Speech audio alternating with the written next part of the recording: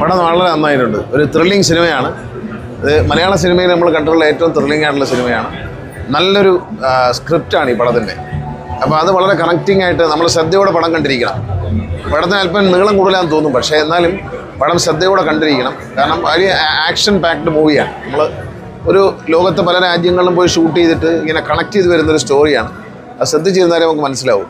അപ്പോൾ അത് മനസ്സിലാക്കിയാൽ ഒരു ത്രില്ലിംഗ് സിനിമയാണ്. ഒരുപക്ഷെ മലയാളത്തിൽ നിർമ്മിച്ചിട്ടുള്ള ഏറ്റവും ത്രില്ലിംഗ് ആയിട്ടുള്ള ഏറ്റവും ഒരു ടെക്നിക്കൽ പെർഫെക്ഷനുള്ളൊരു സിനിമയായിരിക്കും. കാരണം ടെക്നിക്കലി നമ്മളെ ത്രില്ലടിപ്പിക്കുന്ന ഒരു സിനിമയായിട്ടാണ് എനിക്ക് തോന്നിയത്. അത് ലാലേട്ടൻ ഗംഭീരമായിട്ടുണ്ട്, പൃഥ്വിരാജിൻ്റെ ഡയറക്ഷൻ അതിഗംഭീരമായിട്ടുണ്ട്. കാരണം അത്രയും നല്ല ഒരു ആക്ടറിൽ നിന്ന്, ഇന്ത്യയിലൊരു ആക്ടറിൽ നിന്ന് ഇത്രയും നല്ലൊരു ഡയറക്ഷനിലൊരു ഫിലിം നമുക്ക് ആദ്യമായിട്ടാണ് ഇന്ത്യയിൽ തന്നെ.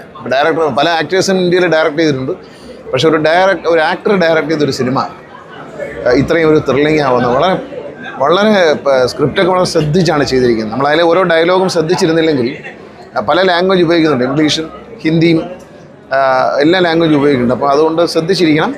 നല്ലൊരു ത്രില്ലിംഗ് സിനിമയാണ്, വളരെ നന്നായിട്ടുണ്ട്. നല്ല ഈ തിയേറ്ററിൻ്റെ പ്രൊജക്ഷനും ഗംഭീരമായിട്ടുണ്ട്. വളരെ നല്ല സൗണ്ട് എഫക്റ്റും ഒക്കെയാണ്. ആശീർവാദിൻ്റെ പുതിയ തിയേറ്ററാണ്. ഒത്തിരി ഒരു സിനിമയുടെ ഫുൾ റിസൾട്ട് നമുക്കതിലൂടെ കിട്ടുന്നു. നന്നായിട്ടുണ്ട്, വളരെ നന്നായിരിക്കുന്നു. എല്ലാവരും നന്നായി ചെയ്തിട്ടുണ്ട്. അതിൽ പ്രത്യേകിച്ച് ലാലേട്ടൻ്റെ ഒരു ത്രില്ലിംഗ് അനുഭവമാണ്. ആരാധകർക്ക് വളരെ സന്തോഷം ഉണ്ടാക്കുന്നതാണ്. ഒരു കാര്യം ഞാൻ പറയാം, ഇന്ത്യൻ സിനിമയിൽ ഒരു ആക്ടർക്ക്, ഒരു റീജിയണൽ ലാംഗ്വേജ് ഒരു ആക്ടർക്ക് ഇത്ര ഇമ്പാക്റ്റ് ഉണ്ടാക്കാൻ കഴിയുന്നു ലാലേട്ടൻ മാത്രമേ. ഇങ്ങനൊരു ത്രില്ലിംഗ് സിനിമ മലയാളത്തിലുണ്ടാകാൻ അദ്ദേഹത്തിന് മാത്രമേ കഴിയത്തുള്ളൂ. കാരണം ആ ഒരു ആക്ടറെ വെച്ചുകൊണ്ട് മാത്രമേ ഇത്തരത്തിലൊരു സിനിമ എടുക്കാൻ പറ്റൂ. മഞ്ജു വാര്യരൊക്കെ നന്നായിട്ടുണ്ട്, എല്ലാവരും നന്നായിട്ടുണ്ട്. ടോവിനോ വളരെ നന്നായിരിക്കുന്നു, എല്ലാവരും നന്നായിട്ടുണ്ട്. വളരെ നല്ലൊരു സ്ക്രിപ്റ്റാണ്, നല്ല ഡയറക്ഷനാണ്. എല്ലാവരും നമുക്കത് ആദ്യം നമുക്ക് മനസ്സിലാവില്ല, പക്ഷെ മുഴുവൻ സിനിമ കണ്ടുവരുമ്പോൾ നമുക്കതിൻ്റെ അങ്ങനത്തെ ഒരു പ്രത്യേകതര സ്ക്രിപ്റ്റാണ്. ആ സിനിമയുടെ ഒരു ട്രീറ്റ്മെൻറ്റ് വേറെ തരത്തിലാണ്. നമ്മൾ സാധാരണ ഒരു സിനിമ കാണുന്ന പോലെ അല്ല അത് ശ്രദ്ധയോടെ കണ്ടിരുന്നാൽ വളരെ രസകരമായി തോന്നും. തിയേറ്ററിന്റെ സംവിധാനം എല്ലാം വളരെ എല്ലാം ഉണ്ട്. അതിൽ നല്ലൊരു മെസ്സേജ്, ഒരു മതേതരത്വത്തിൻ്റെ ഒരു മെസ്സേജ് ഈ സിനിമ നൽകുന്നുണ്ട്. അത് നമ്മൾ എടുത്തു പറയേണ്ട ഒരു കാര്യമാണ്. അത് രാഷ്ട്രീയമൊന്നും അല്ല പറയുന്നെങ്കിലും ഒരു ഇന്ത്യയിൽ നിലനിൽക്കേണ്ട ഒരു മതേതരത്വത്തിൻ്റെ ഒരു മെസ്സേജ് ഈ സിനിമ നൽകുന്നുണ്ട്. അത് വളരെ നല്ല കാര്യം തന്നെയാണ്. നമ്മളെ ഭാരതത്തിലുണ്ടാകാൻ, കേരളത്തിലുണ്ടാകാൻ പാടില്ലാത്ത ചില കാര്യങ്ങളെക്കുറിച്ച് സിനിമ സൂചിപ്പിക്കുന്നുണ്ട്. അതിനാരും പിണങ്ങിയിട്ട് കാര്യമില്ല. പൊളിറ്റിക്കൽ സിനിമയായിട്ടും കാണാൻ വേണമെങ്കിൽ ഇതിനെ. അതിപ്പോൾ സിനിമയിൽ പല പാർട്ടികളെയും മുന്നണികളെയും വിമർശിക്കാറുണ്ട്. അല്ല, അതൊന്നും ഒരു സീരിയസ് ആയിട്ട് എടുക്കണ്ട.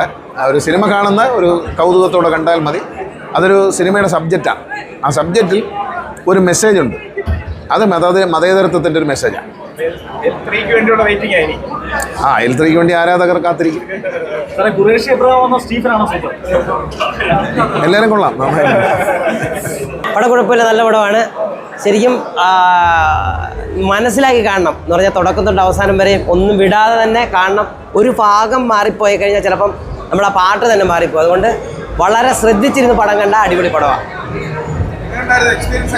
ശരിക്കും നല്ല എക്സ്പീരിയൻസ്. മലയാളത്തിൽ ഇങ്ങനെ ഒരു രീതിയിൽ വെടിക്കെട്ടൊരു പടം എടുക്കുക എന്ന് പറയുന്നത് തന്നെ ഒരു വലിയ കാര്യം തന്നെയാണ്. ശരിക്കും ഇനിയിപ്പോൾ അടുത്ത ഷോയ്ക്ക് വേണ്ടി ഇഷ്ടം പോലെ ആളാണ്. എനിക്ക് തോന്നുന്നു 3 മണി 4 മണിയൊക്കെ ആവും തോന്നുന്നു ആ പടം തീരാൻ. അത്ര സമയത്ത് ഈ 3 തിയേറ്ററിൽ നിറച്ചു ആളാണ്. അടിപൊളി പടം.